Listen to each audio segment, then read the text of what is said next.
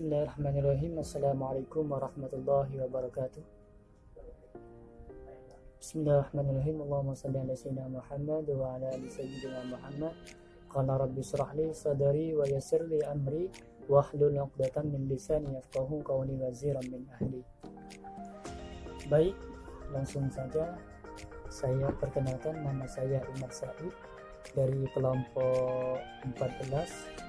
Saya akan membahas tentang pengertian zakat profesi, yang dimana telah ditugaskan pembuatan video sebagai hasil presentasi dari tugas dari dosen.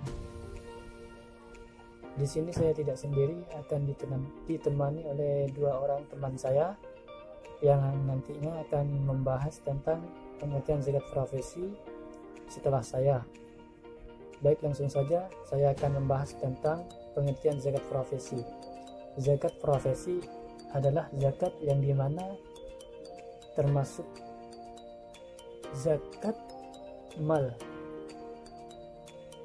yang dikeluarkan dari hasil apa yang diperoleh dari pekerjaan maupun dari profesinya tersebut.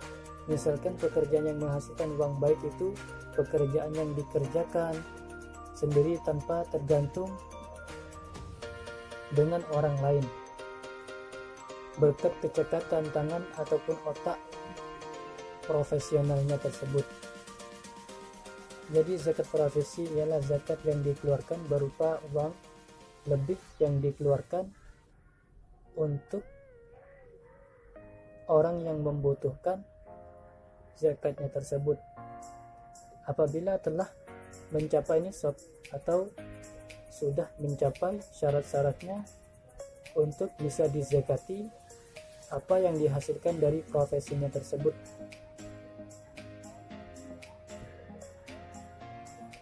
Maupun pekerjaan yang dikerjakan seseorang buat pihak pemerintah, perusahaan maupun keduanya.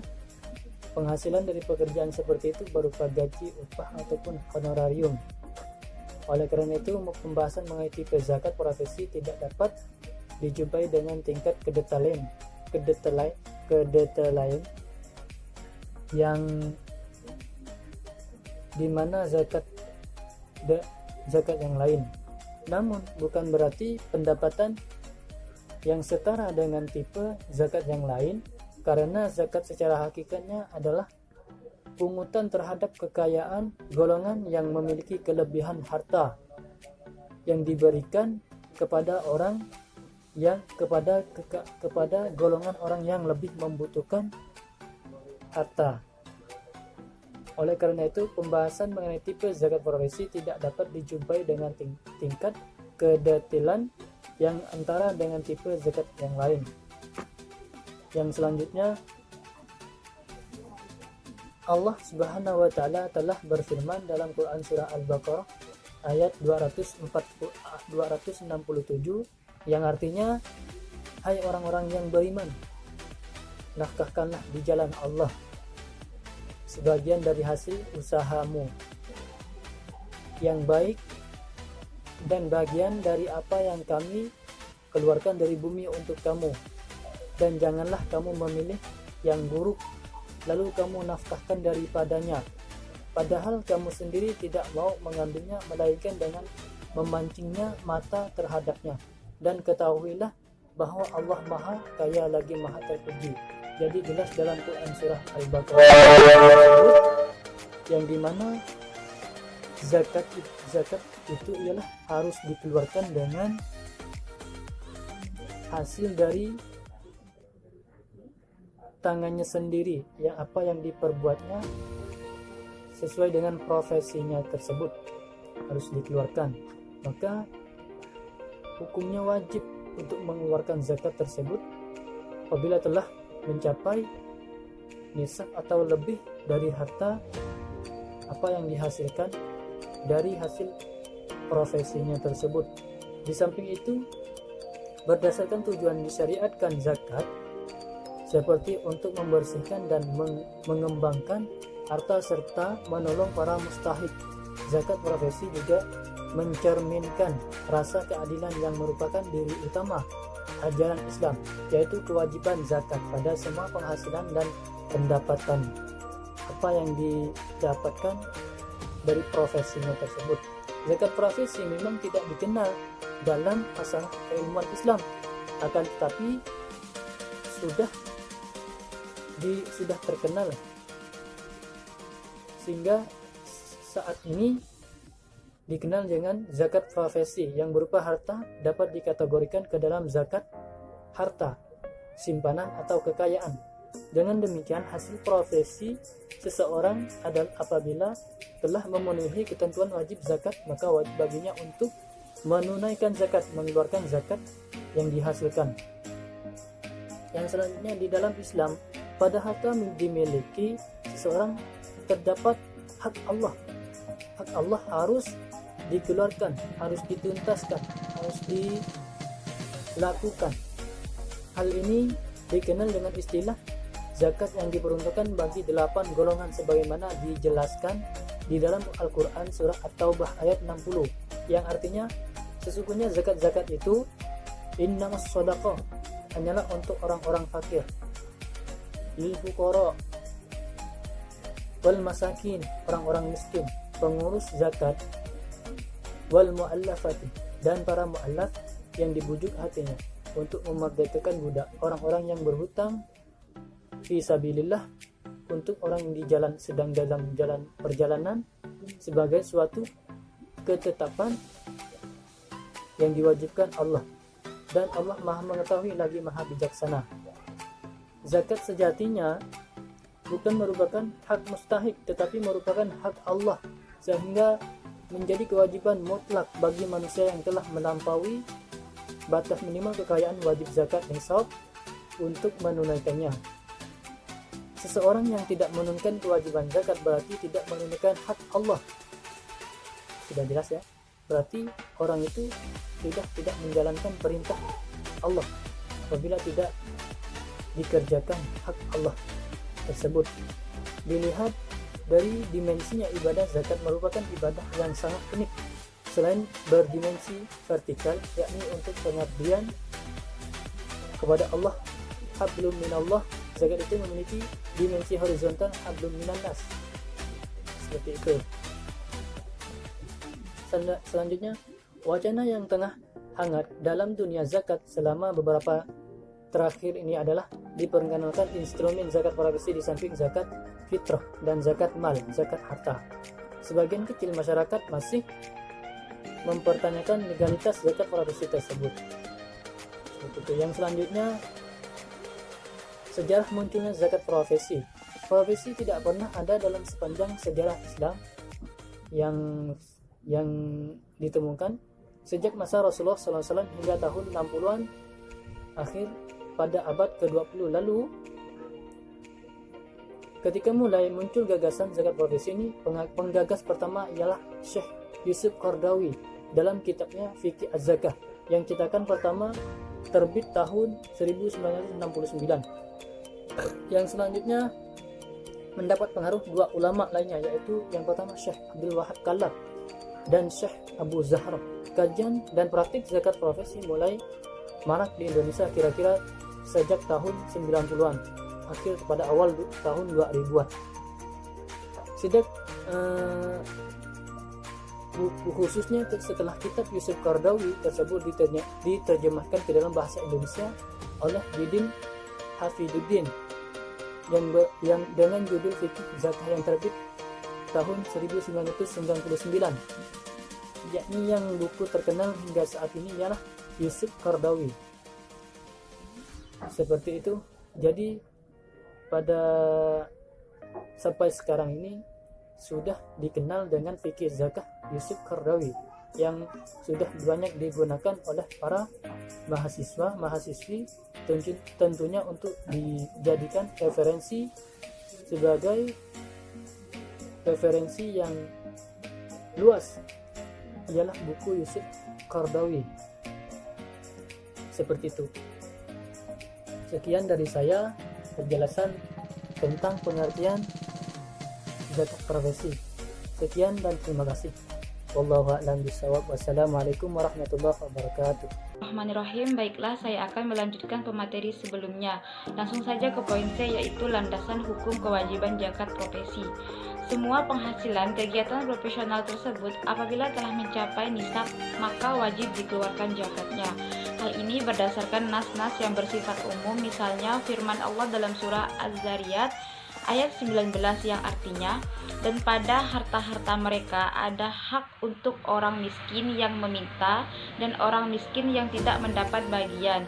Sayyid Qutb dalam firman tafsirnya fi Zilalil Quran ketika menafsirkan firman Allah dalam surah Al-Baqarah ayat 267 yang artinya, wahai orang-orang yang beriman, infakkanlah sebagian dari hasil usahamu yang baik-baik dan sebagian dari apa yang kami keluarkan dari bumi untukmu. Janganlah kamu memilih yang buruk untuk kamu keluarkan, padahal kamu sendiri tidak mau mengambilnya, melainkan dengan memicingkan mata atau enggan terhadapnya. Dan ketahuilah bahwa Allah Maha Kaya, Maha Terpuji. Menyatakan bahwa nas ini mencakup seluruh hasil usaha manusia yang baik dan halal, dan mencakup pula seluruh yang dikeluarkan Allah Subhanahu wa Ta'ala dari dalam atas bumi, seperti hasil-hasil pertanian dan sebagainya. Karena itu nas ini mencakup semua harta, baik terdapat di zaman Rasulullah maupun di zaman sesudahnya. Semuanya wajib dikeluarkan zakatnya dengan ketentuan dan kadar sebagaimana diterangkan dalam sunnah Rasulullah, baik yang sudah diketahui secara langsung maupun yang dikiaskan kepadanya.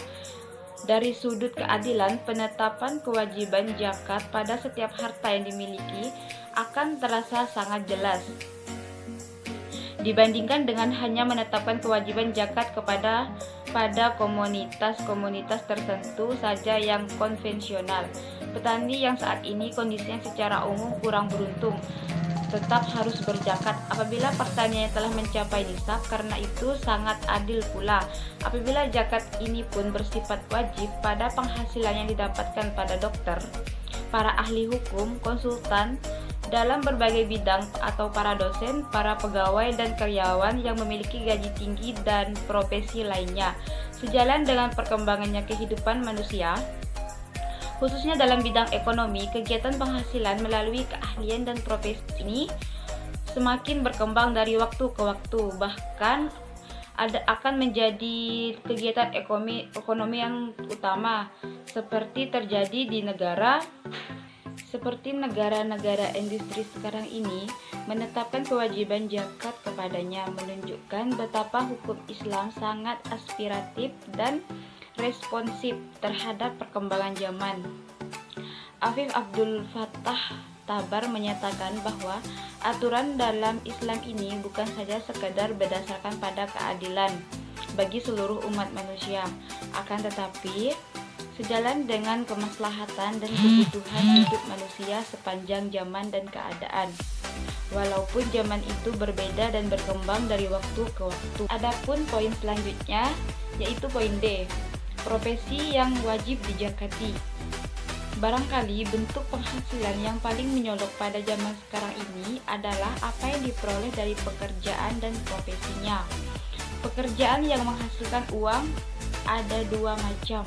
Yang pertama adalah pekerjaan yang dikerjakan sendiri tanpa tergantung kepada orang lain, berkat cekatan tangan ataupun otak. Penghasilan yang diperoleh dengan cara ini merupakan penghasilan profesional, seperti penghasilan seorang dokter, insinyur, advokat, seniman, penjahit, tukang kayu, dan lain-lain. Adapun yang kedua adalah pekerjaan yang dikerjakan seseorang buat pihak lain-lain atau pemerintah, perusahaan maupun perorangan dengan memperoleh upah yang diberikan dengan tangan, otak, ataupun keduanya. Penghasilan dari pekerjaan seperti ini berupa gaji, upah, ataupun honorium. Penghasilan dan profesi yang dapat diambil zakatnya bila sudah setahun dan cukup senisab, maka kita berpegang kepada pendapat Abu Hanifah.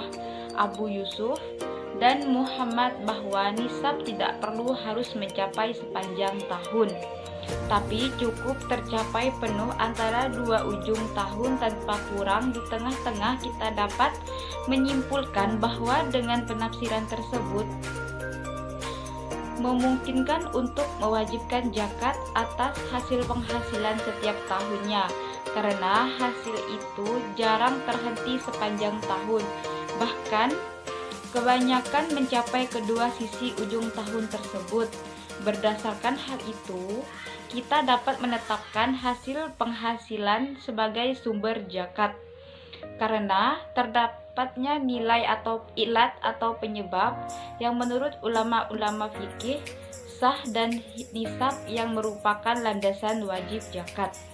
Karena Islam mempunyai ukuran bagi seseorang untuk bisa dianggap kaya, yaitu 12 junaih emas menurut ukuran junaih Mesir lama, maka ukuran itu harus terpenuhi pula buat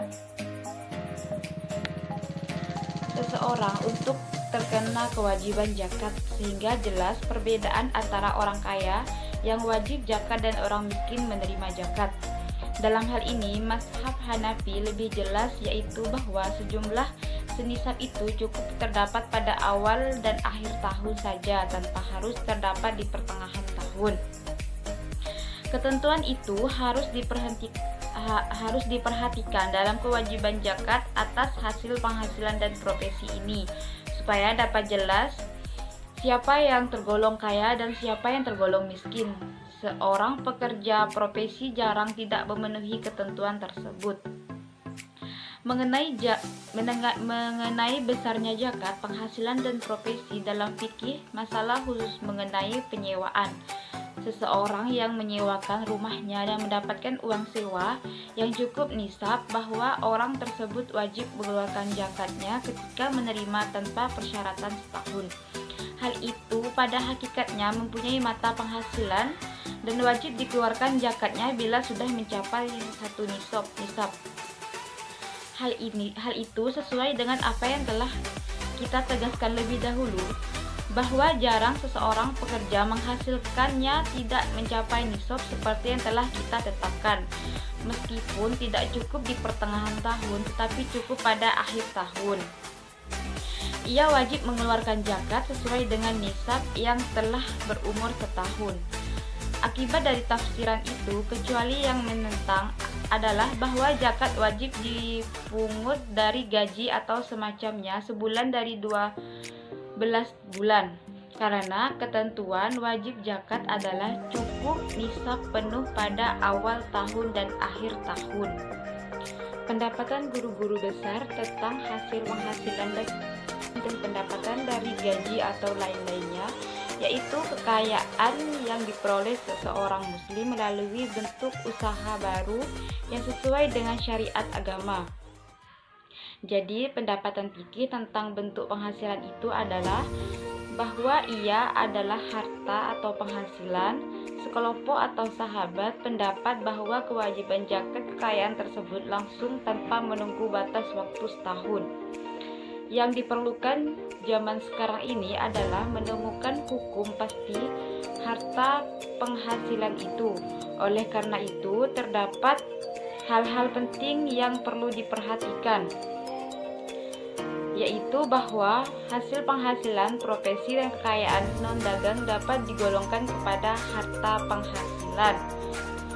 Bila kekayaan dari suatu kekayaan yang sudah dikeluarkan zakatnya, yang di dalamnya terdapat harta penghasilan itu mengalami perkembangan, misalnya laba perdagangan itu dan produksi binatang ternak, maka hitung tahunnya disamakan dengan perhitungan tahun induknya.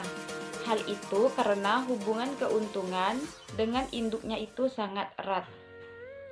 Berdasarkan hal itu, bila seseorang sudah memiliki satu nisab binatang ternak atau harta perdagangan, maka dasar dan laba bersama-sama dikeluarkan zakatnya pada akhir tahun.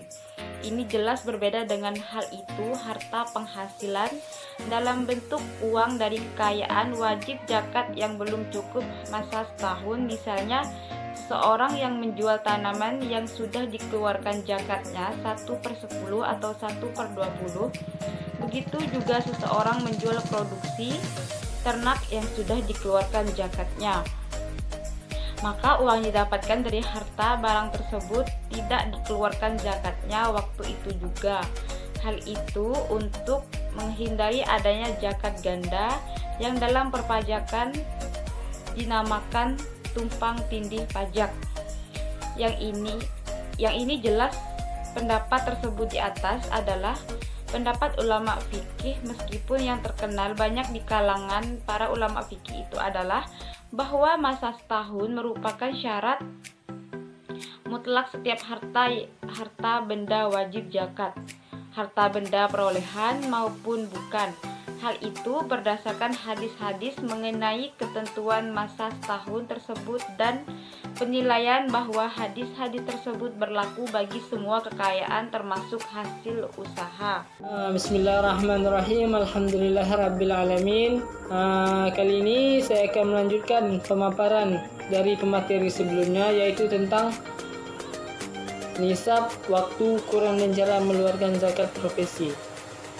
Zakat profesi ini tergolong baru, nisabnya pun mesti dikembalikan atau dikiaskan kepada nisab zakat-zakat yang lain yang sudah ada ketentuan hukumnya. Nisab merupakan batas minimal atau jumlah minimal harta yang dikenai kewajiban zakat. Karena zakat ada dua kemungkinan yang dapat dikemukakan untuk ukuran nisab zakat profesi ini.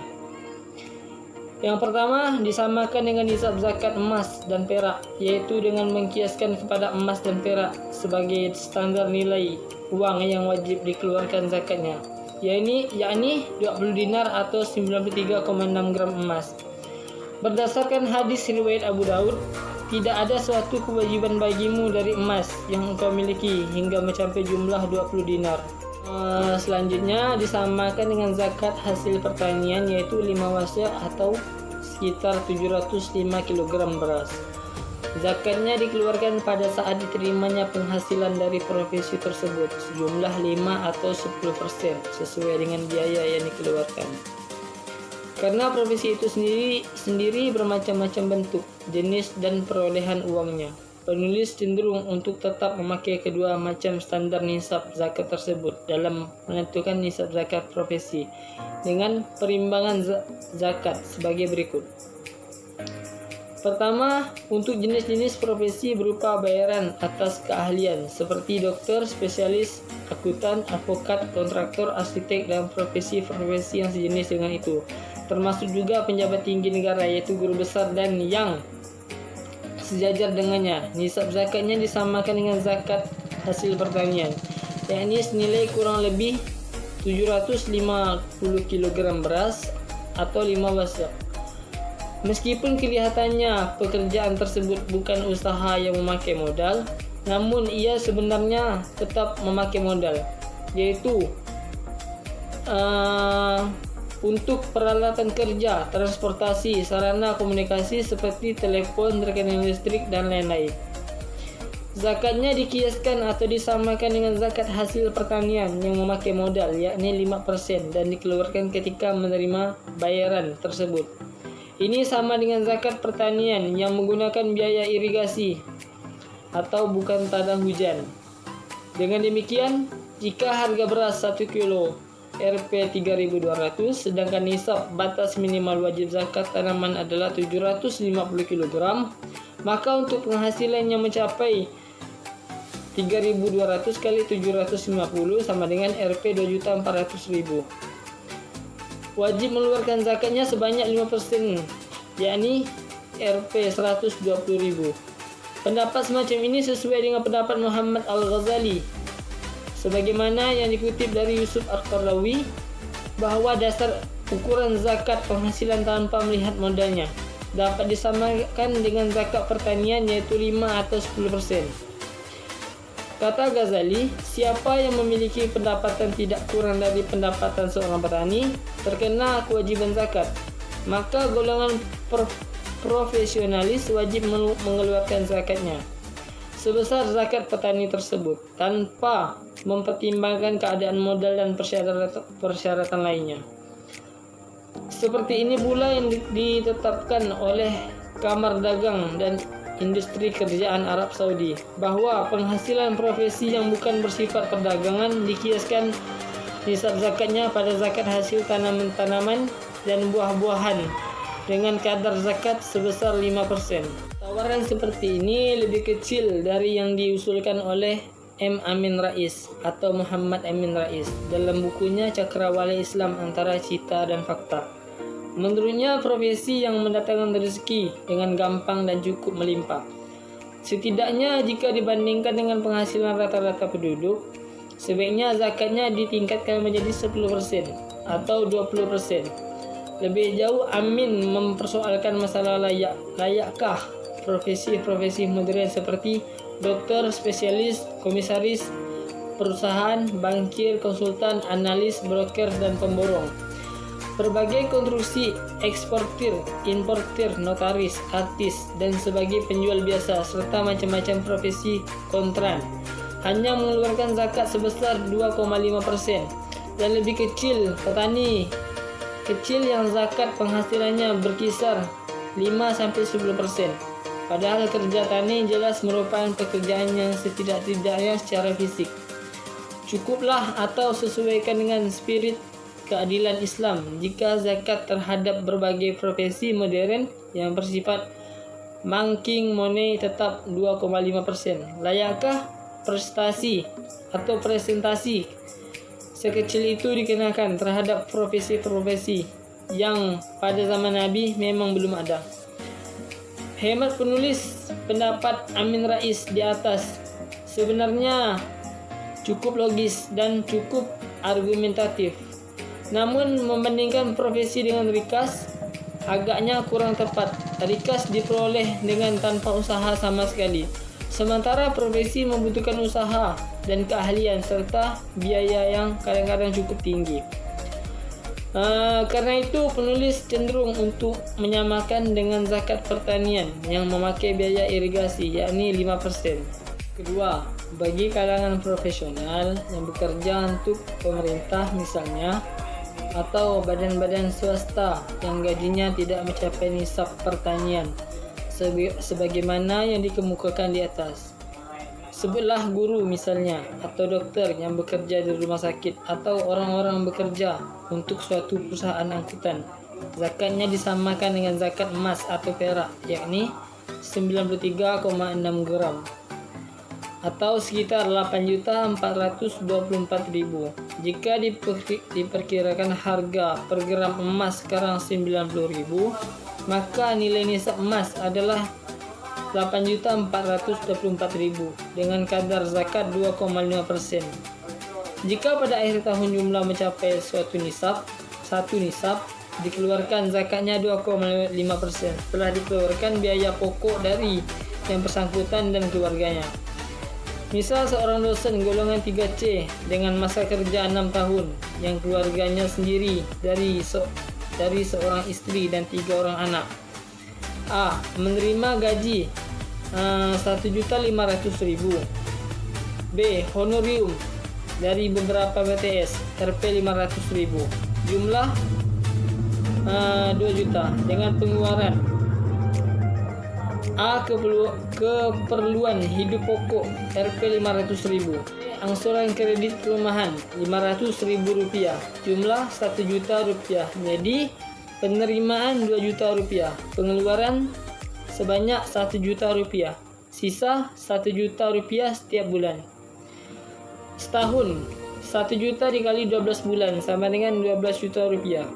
Maka perhitungan zakatnya 2,5% dikali 12 juta sama dengan 480.000. Dengan perincian seperti itu, berarti ia mesti mengeluarkan zakatnya 480.000 per tahun. Agar pembayaran zakat ini tidak memberatkan kepada muzaki, si wajib zakat, baik dari segi perhitungannya maupun dari beban yang harus dikeluarkan per tahun sebagai zakat. Hemat penulis, lebih baik dibayarkan setiap bulan ketika menerima gaji. Jadi si muzaki ini dapat mengeluarkan zakatnya sebanyak 480.000 dibagi 12 sama dengan 40.000 per bulan. Sekian dari pemaparan materi dari kelompok kami. Lebih dan kurangnya mohon dimaafkan. Wallahul muwaffiq ila aqwamit thoriq. Assalamualaikum warahmatullahi wabarakatuh.